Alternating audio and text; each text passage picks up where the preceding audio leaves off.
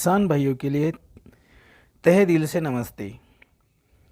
आज की सबसे बड़ी समस्या अपने देश में जो है वो है कि किसानों का इनकम घटते जा रहा है और किसानों की सबसे बड़ी मजबूरी बन चुकी है कि घटते क्षेत्र का इनकम कैसे बढ़ाए। अब मैं आप लोगों को उसी के बारे में बता रहा हूँ कि जब अपने देश की लोक संख्या बढ़ रही है तो ज़मीन का क्षेत्र भी घटते जा रहा है। ये तो ज़मीनी स्तर पर मैं बताने जा रहा हूँ कि अब करना क्या है और इनकम बढ़ाना कैसे है। आपने सही तरीके से थंबनेल को देखा जो एकदम राइट है। ये जो किसान भाई है, ये किसान भाई 8 फीट का डिस्टेंस लेकर दोनों पेड़ों के बीच में 8 फीट का डिस्टेंस लेकर पेड़ लगा रहा है। अभी पेड़ जो है, ये पेड़ है पेरू का पेड़। इस पेड़ का जो पन्नी है वो निकाल कर वो लगा रही है। अभी किसान भाई का बोलना है कि अब इससे मैं इनकम कैसे निकालूं। आप तो बोल रहे हैं कि पेड़ों को पैसे आएंगे, कैसे आएंगे पैसे, इनकम पेड़ों से कैसे मिलेगा। तो ये भाई जो है अपना किसान भाई, इनका बोलना है कि मैं एक एक पानी का बूंद बचा कर मैं यहाँ पे गार्डन बना दूंगा, और गार्डन शो का नहीं तो इनकम निकलेगा उनमें से। दोनों पेड़ों के बीच में वो जो पेरू के पेड़ है उसमें 8 फीट का अंतर लेके रखा है। ये भाई के पास सिर्फ 5 एक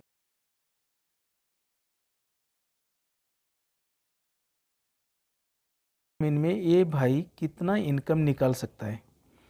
दोनों पेड़ों के बीच में जो डिस्टेंस लिया, अब ये देखो कि पन्नी निकालना है हर पेरू के जो बॉटम है उनकी। अब पन्नी निकालते टाइम पूरी की पूरी पन्नी निकाल के बाजू करना है, और जो 2 फीट का जो सुराख गिराया है ज़मीन के अंदर, जो सुराख गिराया जो खोदे हुआ है उनमें वो पूरा का पूरा पूरा ज़मीन में गाड़ देने का है। और इस तरह ये ज़मीन की लेवल के हिसाब से, मतलब वो पेड़ की हाइट, उसके रूट, ये सब पूरे के पूरे ढक जाने चाहिए। और दोनों पेड़ों के बीच में का अंतर याद रखिएगा, क्योंकि ज़मीन का क्षेत्र जितना कम रहेगा उसमें से इनकम निकालना उतना ही मुसीबत बन जाएंगी, उतनी दिक्कत आती है किसान भाइयों को। अब करना क्या है, ये ज़मीन में तो पूरे का पूरा ठिबक लगा के रखा है ये भाई ने। ठिबक जब लाया होगा तो पैसे कैसे कहीं ना कहीं से उठाए होंगे, किधर से ना किधर से लाया होगा, पर ये भाई की हिम्मत की दाद देनी पड़ेगी। अब ये सब के सब जब लगाएंगे ना ये खेत में, तो सिर्फ ये पेरू के पेड़ ही नहीं लगाएंगे, तो इनमें और भी इनका प्लान है। जो प्लान के हिसाब से मैं आपको बताऊंगा कि अब ये क्या क्या करने वाली है। तो देखिए, अभी इतनी मेहनत करने के बावजूद भी इन सब का जो मनोबल है वो बहुत ही ऊंचा है, और बहुत ही ऊंचे दिमाग से वो सोच रहे हैं कि अब करना क्या है।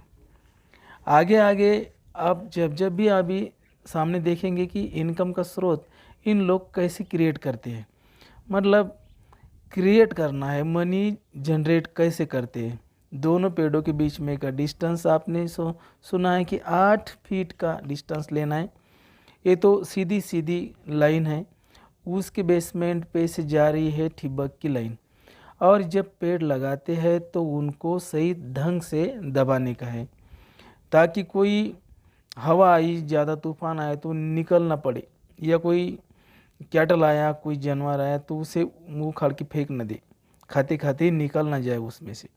तो इस तरह से ये पूरे के पूरे जो पेड़ है वो नियर अबाउट 500 पेड़ लगाए हैं उन्होंने पूरे के पूरे खेत में। पेरू के पेड़ है। अब पेरू जब भी आ जाएंगे तो किलो से बेचे जाते हैं।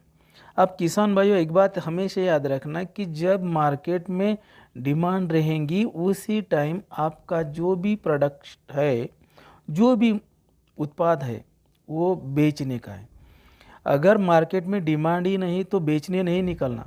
आप बोलेंगे यार पैसे कहाँ से लाने की फिर अब, क्योंकि मार्केट में जब भी मंदी आती है ना तो अपने पैसे का जो इनकम है वो भी कम होता है।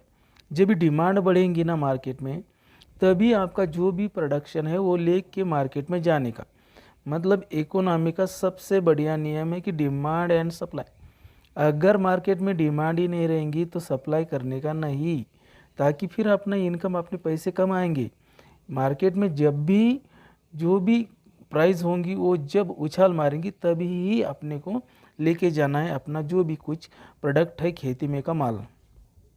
फिर प्याज हो सकती है, फिर अदरक हो सकती है, फिर कोई भी फल हो सकते हैं या कोई भी उत्पाद हो सकता है, तो उसी टाइम लेके जाने का जब मार्केट में डिमांड होंगी। एक बात हमेशा याद रखना, आप तो बोलेंगे भाई यार आप इतना बड़ा ज्ञान दे रहे हैं, तो भाई हमें तो पैसों की हमेशा ज़रूरत रहती है। अब जब ज़रूरत है तो हम बेचेंगे ही बेचेंगे।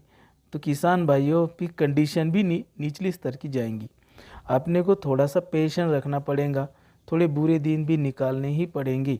तो देखिए मैं बोल रहा हूँ कि अब ये जो भाई ने सब पेरू लगा दिए, ये पहली जो आपने देखी पोजीशन और आपकी पोजीशन, आप बोलेंगे यार वो तो दूसरे खेत का फ़ोटो दिखा रहे, आप दूसरे खेत का फिल्म दिखा रहे, तो बिल्कुल नहीं।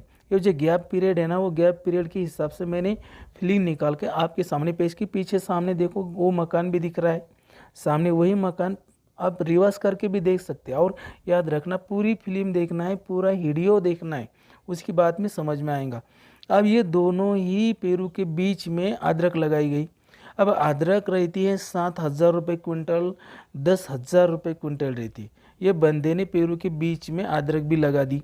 अब ये जो किसान है, ये किसानों का, इनके दिमाग का, इनके टैलेंट का तो दाद देनी पड़ेगी। देखो दोनों पेड़ों के बीच में अदरक की लाइन लगा दी, उसी के अंदर ही आपको मिर्ची भी दिखाई देंगी। मतलब ये बंदे ने कम से कम 20 क्विंटल मिर्ची बेची है, ऐसा उनका बोलना है। मैं तो उन्हीं से पूछा है कि कितनी मिर्ची लगाई थी, कितना उत्पाद हुआ उससे, तो मिर्ची लगाने के बाद 15 क्विंटल मिर्ची निकाली। उसके बाद अदरक भी है, तो अदरक जब भी भाव बढ़ेंगे तब वो बेचेंगे।